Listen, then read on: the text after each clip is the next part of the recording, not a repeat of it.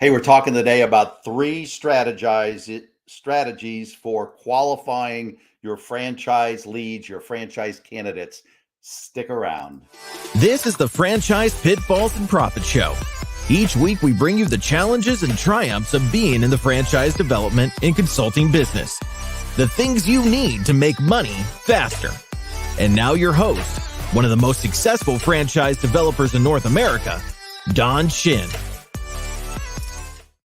Hey, I wanted to talk today about 3 strategies for qualifying your franchise sales leads. Or in other words, how do you know whether you've got a good, solid franchise candidate or not?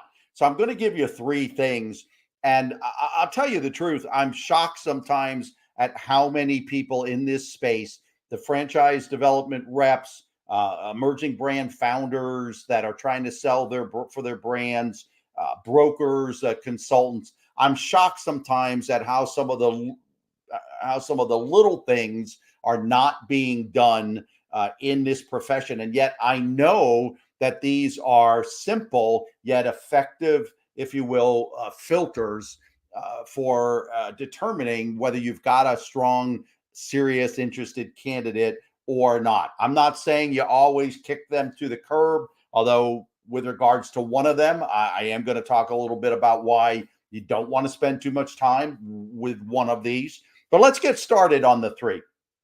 The first one I'm going to talk about is if you're a franchisor, have an application. If you're a consultant, have some form of a questionnaire. I've heard some people say they have a short form, they have a long form. My preference is that these are reasonably long, but not crazy. The franchisor, one of the franchisors that I had worked with over the years, had like a 17-page application that included, net worth stuff.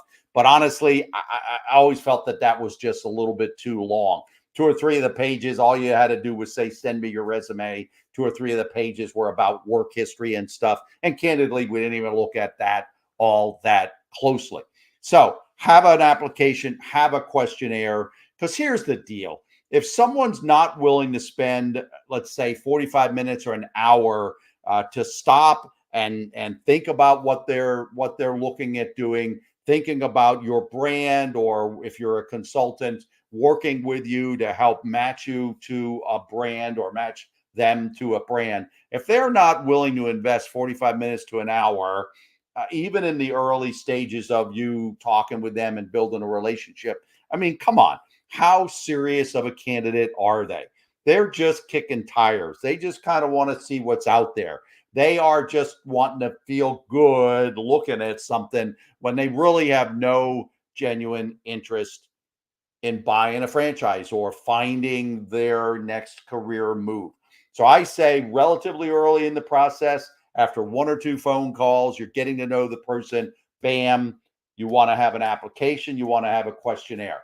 My positioning often is, if I'm the franchisor, I talk about, hey, we really want to be sure that you're a good fit for us and vice versa, that we're a good fit for you. And we only want to bring people into our organization and into our network if it's a good fit. And so we need to know this information. And I'm going to have a call with you, almost an interview format with you after I receive the application or after I receive your questionnaire. If you're a consultant, if you're a broker, it's important, very similar positioning, but you want to say, look, I have hundreds of franchise opportunities out of the thousands that are in the marketplace. How am I going to find the right one specifically, or the right ones specifically to you, if I can't get a little bit more information from you? So application questionnaire, use it. I'd say, after the first call or 2, you want to get into that space as a filter. If they're not willing to do it, say thanks. When you are willing to do it, come back to me, stick them in a drip system, etc. All right, second one is a very simple question. About when do you think you'd like to be in business? What are your thoughts? What's your plan? Should we find the right business for you? Or as a franchisor, should our business be the right business for you? When would you like to be in business for yourself?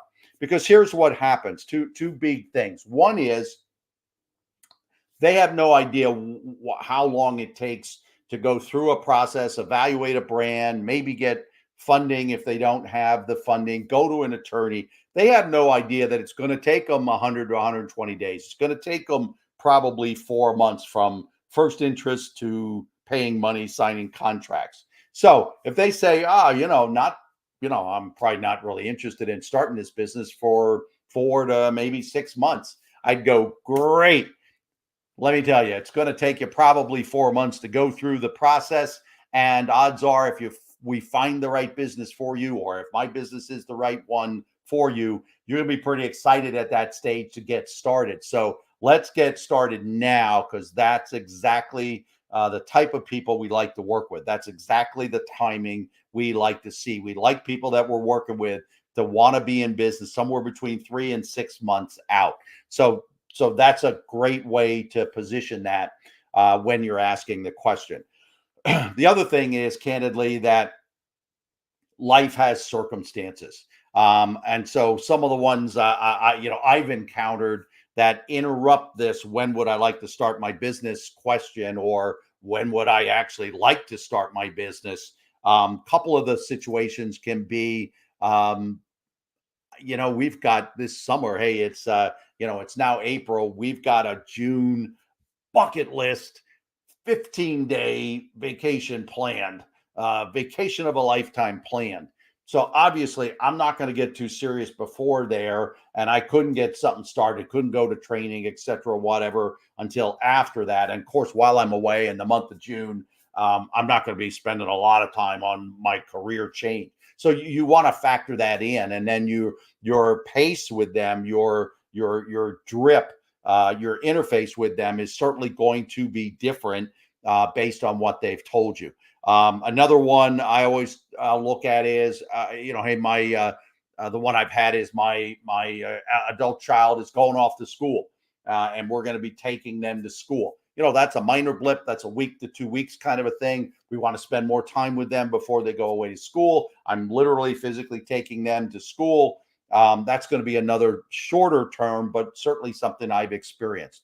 Another one, candidly, is a divorce. I've successfully maneuvered those waters of making a sale, and he was a very, very good franchise partner in the long run. But in most cases, I'd say run from the people that tell you they're going through a divorce because they are not going to be able to make a decision. There's going to be legal issues of who owns the business, who has the rights. You don't want spend all kinds of time with people and then get all kind of mucked up in a divorce settlement because you sold them a franchise.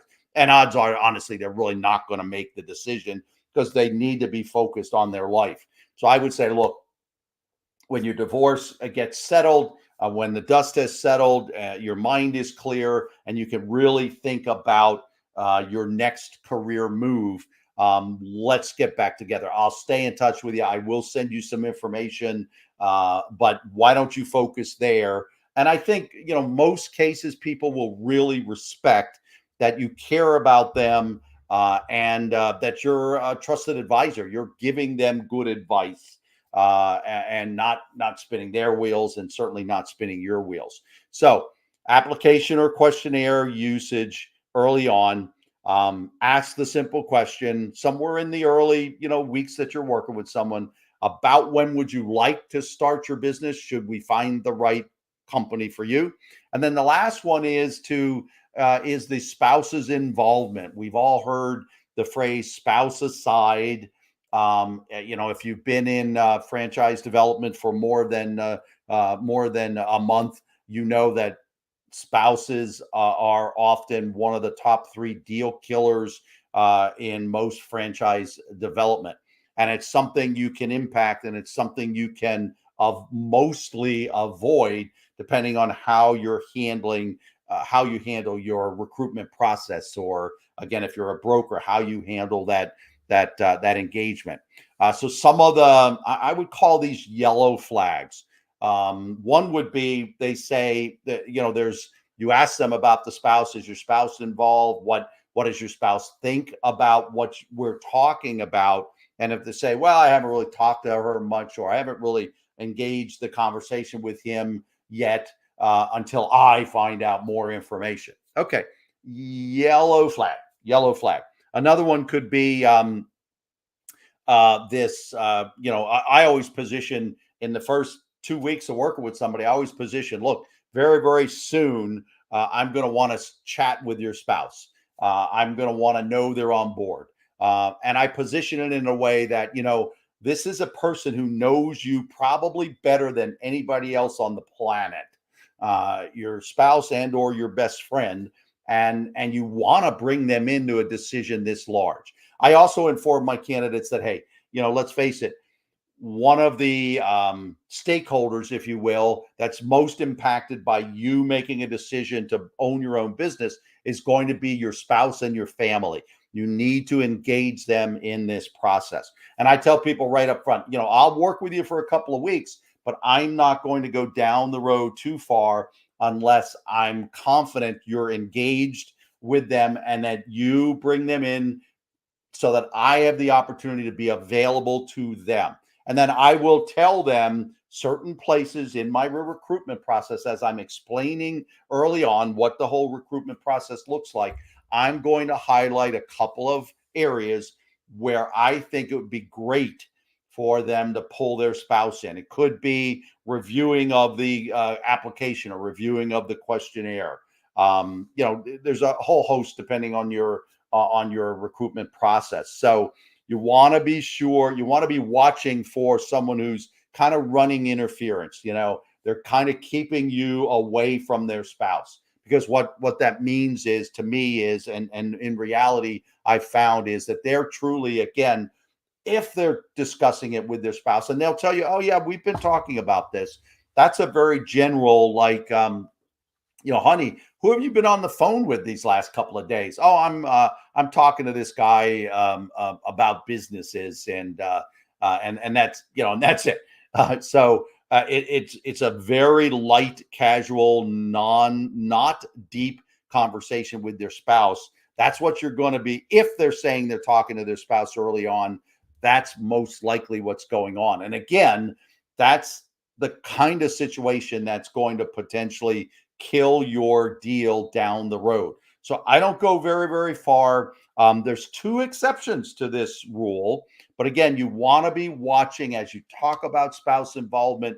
Again, on our topic here about a quality lead, you want to see, are there yellow or red flags about spouse involvement? There's 2 exceptions where I will work with someone where I'm not fully engaging with the spouse early on.